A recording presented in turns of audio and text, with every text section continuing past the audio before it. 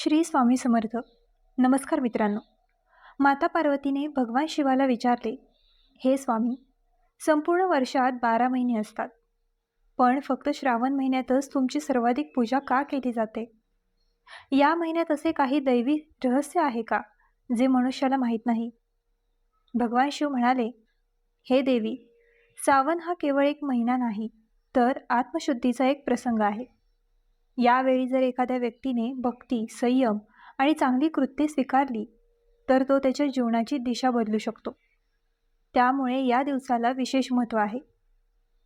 माता पार्वती म्हणाली, हे नीलकंठ, केवळ उपवास आणि सावनमध्ये पाणी अर्पण केल्यानेच तुम्हाला कृपा मिळते, की यामागे काही सखोल रहस्य आहे?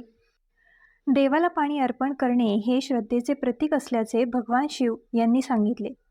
पण केवळ बाह्य उपासना पुरेशी नाही. खरी भक्ती म्हणजे जेव्हा मानव त्यांचे वर्तन, वाणी आणि कृती देखील शुद्ध करण्याचा प्रयत्न करतात. माता पार्वती म्हणाली, जर एखादी व्यक्ती संपूर्ण सावनामध्ये एकच नियम पाळू शकते, तर त्याच्या जीवनात सर्वात मोठा बदल घडवून आणणारा नियम कोणता आहे? भगवान शिवाने उत्तर दिले, जर आपल्या दिवसाची सुरुवात देवाच्या स्मरणाने आणि शुभ कृतींनी संपूर्ण श्रावणात ब्रह्ममुहूर्तात श्रद्धेने जागे होऊन केली, तर त्याच्यात शिस्त आणि सकारात्मक बदलाचा मार्ग खुला होऊ शकतो.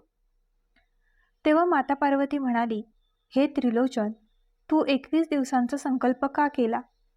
7 दिवस, 11 दिवस किंवा 30 दिवस का नाही? तर मग भगवान शिव म्हणाले, की देवीचा सतत सराव मनुष्याच्या सवयी बदलत राहतो. 21 दिवसांची शिस्त त्याच्या मनात स्थैर्य आणण्यासाठी आणि नवीन दिनचर्या स्वीकारण्यासाठी उपयुक्त मानली जाते. माता पार्वती म्हणाली, हे महादेव, सावनच्या ब्रह्ममुहूर्तात असे काय घडते की देवही या काळाच्या वैभवाची स्तुती करतात? मग भगवान शिव हसले आणि म्हणाले, देवी, ही वेळ मन शांत करण्यासाठी, साधना करण्यासाठी आणि शुभ संकल्प घेण्यासाठी अत्यंत अनुकूल मानली जाते. जो त्याचा वापर करतो तो त्याच्या जीवनात आध्यात्मिक प्रगती अनुभवू शकतो.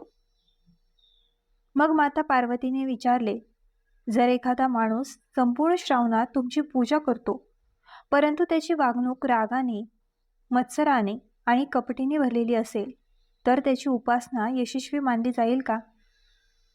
जेव्हा देवी मनुष्याच्या स्वभावात सद्गुण आणते, तेव्हाच देवीची पूजा अर्थपूर्ण ठरते, असे भगवान शिव म्हणाले. धार्मिकतेशिवाय एखाद्याने केवळ विधीतून संपूर्ण परिणामांची अपेक्षा करू नये.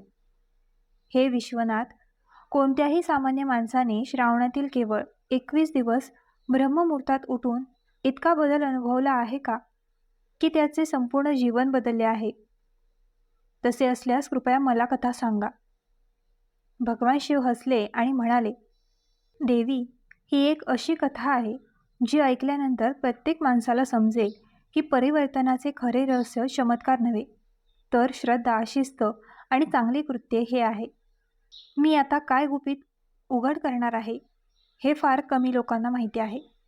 या एका सत्याने एका सामान्य माणसाचे आयुष्य बदलून टाकले. जर एखाद्याने ही कथा शेवटपर्यंत धीराने ऐकली, तर त्याला सावनच्या 21 दिवसांचे खरे महत्त्व समजेल.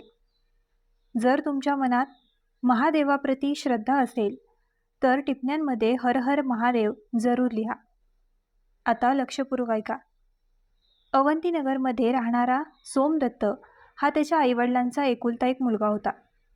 त्याचे वडील एकेकाळी शहरातील एक प्रमुख व्यापारी होते, परंतु सततच्या नुकसानीने कुटुंबाची सर्व मालमत्ता हिरावून घेतली होती. घराच्या भिंती आता कोसळल्या होत्या, अंगण कोरडे पडत होते आणि बऱ्याच वेळा स्वयंपाकघरातील चुलीही जळत नव्हती. त्यांनी रात्रंदिवस मेहनत घेतली. कधी ते शेतात काम करायचे, कधी ते जंगलातील लाकूड कापून विकायचे आणि कधी ते शहरातील व्यापाऱ्यांकडे माल घेऊन जायचे. पण तो जितका जास्त कमवतो, तितकाच तो कोणत्या ना कोणत्या संकटात खर्च करतो. हळूहळू शहरातील लोकही त्याची खिल्ली उडवू लागले. काहींचे म्हणणे आहे की तो झोपला आहे, देवाचे कोणीच ऐकत नाही. हे शब्द ऐकून त्यांचे हृदय पिळवटून गेले. पण तो त्याच्या म्हाताऱ्या आईसमोर कधीही रडला नाही. त्याची आई अनेकदा म्हणते की देवाला उशीर झालेला नाही. पण सोमदत्तच्या मनात प्रश्न उद्भवतो, जर देव खरोखरच दयाळू असेल तर माझ्या आयुष्यात इतके दुःख का आहे? श्रावण महिना सुरू झाला आहे. भगवान शिवाची मंदिरे संपूर्ण शहरात विखुरलेली आहेत. लोक शेतात काम करत होते. सर्वत्र श्रद्धेचे वातावरण होते. पण सोमदत्तचे मन निराशेने भरले होते.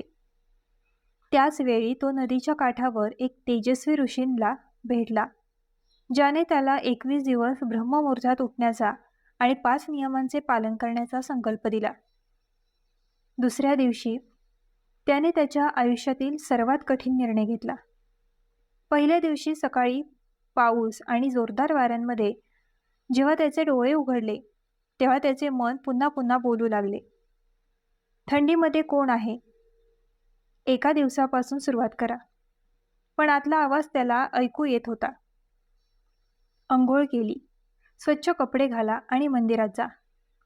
वाटेत त्याचे पाय अडकले होते. त्याचे कपडे घाण झाले होते, तरीही तो थांबला नाही. मंदिरात पोहोचल्यावर त्याने शिवलिंगावर पाणी अर्पण केले आणि पूर्ण मनाने ओम नमः शिवायचा जप करण्यास सुरुवात केली. त्या दिवशी पहिल्यांदाच त्याला असे वाटले की वर्षानुवर्षे त्याच्यात जमा झालेली भीती आणि चिंता हळूहळू शांत होत आहे. तो मंदिरातून बाहेर आला तेव्हा त्याला एक म्हातारा भिकारी बरेच दिवस उपाशी बसलेला दिसला. सोमदत्ताकडे फक्त 2 रोट्या होत्या, ज्या त्याच्या आईने त्याच्यासाठी बांधल्या होत्या. काही क्षण त्याला वाटले की जर मी त्याला या रोट्या दिल्या तर तो दिवसभर उपाशी राहील. पण पुढच्या क्षणी त्याला ऋषींचा 4था नियम आठवला, दररोज एखाद्या जीवाची निस्वार्थ सेवा करा. त्याने आपली 2 भाकरी त्या म्हाताऱ्या माणसाला अजिबात संकोच न करता दिली. म्हाताऱ्याने थरथरत्या हातांनी अन्न घेतले आणि त्याच्या डोळ्यातून अश्रू वाहू लागले. त्याने सोमदत्ताला आशीर्वाद दिला आणि म्हणाला, मुला, तू आज मला अन्न दिले नाहीस. तुम्हाला काही तक्रार असल्यास तुम्ही येथून निघून जाल. मी राजकुमाराला बक्षीस मिळवण्यासाठी नव्हे तर जीव वाचवण्यासाठी वाचवले. त्याच्या शब्दांनी संपूर्ण न्यायालयाला शांत केले. इतक्यात सभेच्या दाराजवळ एक म्हातारा माणूस दिसला. प्रत्येकाने आश्चर्याने पाहिले की तोच भिकारी होता, ज्याला सोमदत्ताने पहिल्या दिवशी त्याच्या रोट्या आणि दुसऱ्या दिवशी चणे खायला दिले होते. त्याने राजाला नमन केले आणि म्हणाला, महाराज, मी त्या घटनेचा प्रत्यक्षदर्शी आहे. या तरुणाला सुरुवातीला त्याच्या पैशांची पर्वा नव्हती. त्याला स्वतःच्या जीवाचीही पर्वा नव्हती. जर त्याने नदीत उडी मारली नसती तर राजकुमार जिवंत राहिला नसता. यानंतर अनेक गावकरीही पुढे आले आणि त्यांनी तीच गोष्ट पुन्हा पुन्हा सांगितली. आता सावकारांच्या नोकरांचे खोटेपण सर्वांसमोर उघड झाले होते. राजाला राग आला आणि त्याने सावकाराला दरबारात बोलावले. भीतीने आरोपींनी आपला गुन्हा कबूल केला. त्याने मान झुकवली आणि म्हणाला, महाराज, मत्सराने माझी बुद्धिमत्ता हिरावून घेतली होती. राजाने त्याला कठोर शिक्षा केली आणि सोमदत्तच्या वडिलांचा संपूर्ण काळ त्वरित संपवण्याचे आणि त्याने वर्षानुवर्षे केलेल्या अन्यायाचे करण्याचे आदेश दिले. हर हर महादेवच्या ओरड्यांनी संपूर्ण दरबार गुंफलेला होता. त्यानंतर राजाने सोमदत्ताला सोन्याची नाणी, नवीन कपडे आणि शाही सेवा देऊन त्यांचा सन्मान केला.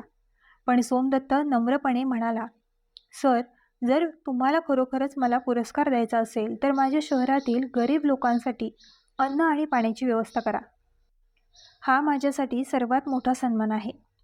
राजा त्याच्या नम्रतेमुळे खूप प्रभावित झाला आणि त्याने ताबडतोब संपूर्ण शहरात अन्न वितरित करण्याचे आदेश दिले. त्या दिवशी अवंतीच्या लोकांना पहिल्यांदा समजले की खरोखरच महान व्यक्ती म्हणजे जो आदर मिळवल्यानंतरही अहंकारापासून दूर राहतो. पण कथा अजून संपलेली नाही. त्याच रात्री सोमदत्त आपल्या घरी परतला. तेव्हा त्याने भगवान शिवाचे स्मरण केले आणि विश्रांती घेतली. मध्यरात्री कोणीतरी 3 वेळा त्याचा दरवाजा ठोठावला. सोमदत्ताने त्याच्या घराचा दरवाजा उघडताच तोच तेजस्वी समोर उभा होता. पण यावेळी त्याच्या तोंडातून निघणारा प्रकाश सामान्य नव्हता. संपूर्ण अंगण एका अलौकिक तेजाने भरले होते. सोमदत्त लगेच त्याच्या पायावर पडला आणि त्याने विचारले, गुरुदेव, तू कोण आहेस? मी माणसामध्ये इतकी तीव्रता कधीच पाहिली नाही. तेजस्वी हसला आणि म्हणाला, कधी कधी देव मनुष्याच्या पुत्राची त्याच्या कृतींसाठी चाचणी घेण्यासाठी सामान्य स्वरूपात येतो.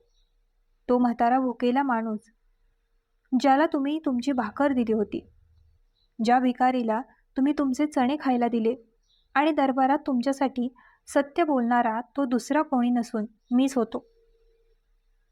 मी तुमच्या हृदयाची परीक्षा घेत होतो. हे ऐकून त्याच्या डोळ्यात अश्रू तरळले. ते थरथरत्या आवाजात म्हणाले, गुरुदेव, मी फक्त माझे कर्तव्य केले आहे. जर ती तुमची सर्वात मोठी ताकद असेल तर.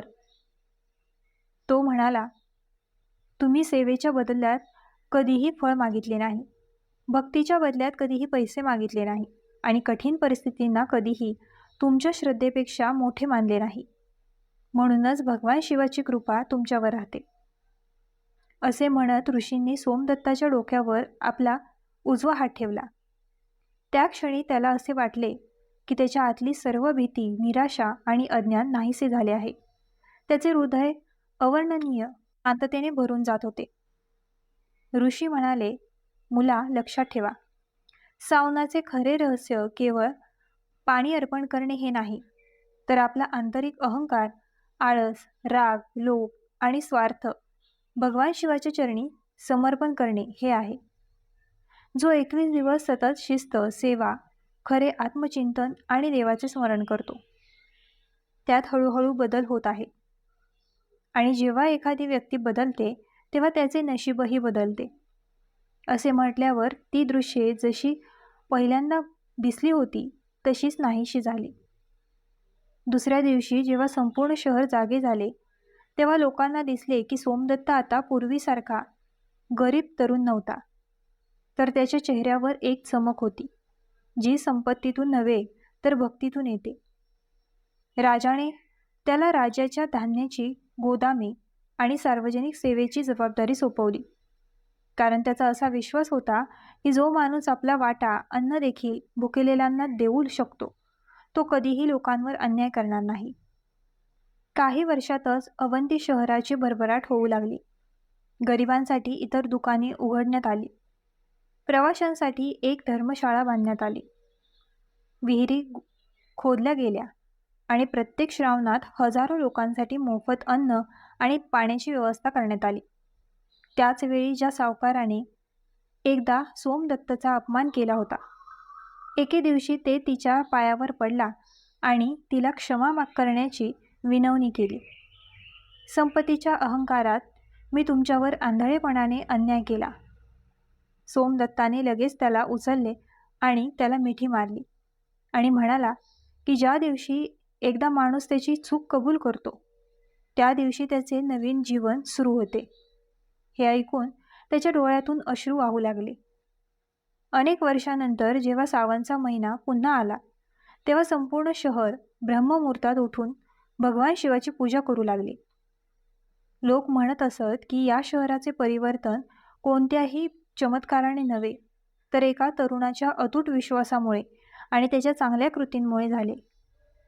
कथा संपवताना भगवान शिवाने माता पार्वतीकडे प्रेमाने पाहिले आणि ते म्हणाले, देवीचे जगात बरेच लोक सावनमध्ये माझी पूजा करतात, पाणी अर्पण करतात आणि उपवास करतात, परंतु ज्या व्यक्तीने आपल्या जीवनात शिस्त, सेवा, सत्य, करुणा आणि देवावरील अतूट विश्वास जोडला होता, त्यांच्यासाठी सावन हा खरोखरच जीवन बदलणारा सण बनतो. लक्षात ठेवा, मी केवळ मंदिरांमध्ये अर्पण केलेल्या पाण्याबद्दल नव्हे, तर दुःखी असलेल्या एखाद्याचे अश्रू पुसून टाकणाऱ्या हृदयाबद्दलही आनंदित होतो. भुकेल्या व्यक्तींना अन्न द्या, उदासीन व्यक्तीला आशा द्या, आणि कोणत्याही परिस्थितीत धर्माचा मार्ग सोडू नका.